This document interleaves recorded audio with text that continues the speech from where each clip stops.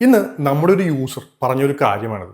അദ്ദേഹവുമായി ആദ്യമായി സംസാരിക്കുമ്പോൾ പറഞ്ഞത് ഞാൻ ട്രേഡ് എടുക്കുന്നുണ്ട് ലോസിലാണെന്നാണ്. കാര്യങ്ങൾ ഞാൻ കൂടുതൽ മനസ്സിലാക്കാൻ ശ്രമിച്ചപ്പോൾ അദ്ദേഹം പറഞ്ഞത് ട്രേഡിംഗിൽ ക്ലാരിറ്റിയാണ് പ്രശ്നം. എൻട്രി ശരിയാവുന്നില്ല, എൻട്രി എടുത്താൽ എക്സിറ്റ് എവിടെ ചെയ്യണമെന്ന് അറിയില്ല, ലേറ്റ് എൻട്രി എടുക്കുക, ചാർട്ട് കണ്ടാൽ മനസ്സിലാവുന്നില്ല, അതുപോലെ ഒരുപാട് പ്രശ്നങ്ങളാണ് പറഞ്ഞത്. അങ്ങനെ എന്താണ് അദ്ദേഹത്തിന്റെ പ്രശ്നമെന്ന് മനസ്സിലാക്കി അതിന് സഹായിക്കുന്ന കുറച്ച് ടൂളുകളും മെത്തേഡുകളുമാണ് പറഞ്ഞു കൊടുത്തത്. അങ്ങനെ കുറച്ച് നാൾ ഈ മെത്തേഡും ടൂളുകളും ഫോളോ ചെയ്ത ശേഷം എന്നോട് അദ്ദേഹം പറഞ്ഞതാണിത്.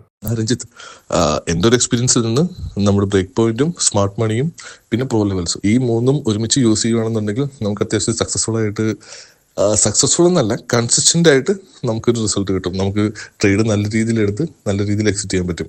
കാരണം സ്റ്റാർട്ടിങ്ങിൽ തന്നെ എൻ്റെ ഒരു പ്രോബ്ലം എന്താണെന്ന് വെച്ച് കഴിഞ്ഞാൽ എനിക്ക് എവിടെ എൻട്രി എടുക്കണമെന്ന് അറിയത്തില്ല, എവിടെ എക്സിറ്റ് ചെയ്യണമെന്ന് അറിയത്തില്ല. അതും വെച്ചോണ്ടിരുന്നിട്ട് ലാസ്റ്റ് ഞാൻ ഒരുപാട് ലോസ് ഉണ്ടാക്കിയിട്ടുണ്ട്. പക്ഷെ ഇപ്പോൾ എനിക്കറിയാം എൻ്റെ എൻട്രി എവിടെ ആയിരിക്കണം, പിന്നെ എക്സിറ്റ് എവിടെയാണെന്നുള്ളത് തന്നെ ആദ്യം ട്രേഡ് എടുക്കുമ്പോൾ തന്നെ അത് സെറ്റപ്പ് ചെയ്യാൻ പറ്റുന്നുണ്ട്. പിന്നെ സ്മാർട്ട് മണിയുടെ പ്രസൻസും ഒക്കെ നോക്കി കറക്റ്റായിട്ട് നമുക്ക് ചെയ്യാൻ പറ്റും. അപ്പം ഈ മൂന്നും ഒരുമിച്ച് നമ്മൾ യൂസ് ചെയ്യുകയാണെന്നുണ്ടെങ്കിൽ അത്യാവശ്യം ഒരു ബിഗിനർ ആണെന്നുണ്ടെങ്കിൽ കൂടിയും അവർക്കത് കറക്റ്റായിട്ട് ആ ഒരു ക്ലാരിറ്റി ഉണ്ടാവും. നമ്മൾ ഓരോ ട്രേഡ് എടുക്കുമ്പോഴും ഇത് എവിടെ പോയി എത്തുന്നോ അല്ലെങ്കിൽ അത് കറക്റ്റായിട്ട് നമുക്ക് പറയാൻ പറ്റും. എൻ്റെ ഒരു എക്സ്പീരിയൻസ് ഞാൻ ഭയങ്കര ഹാപ്പിയാണ്.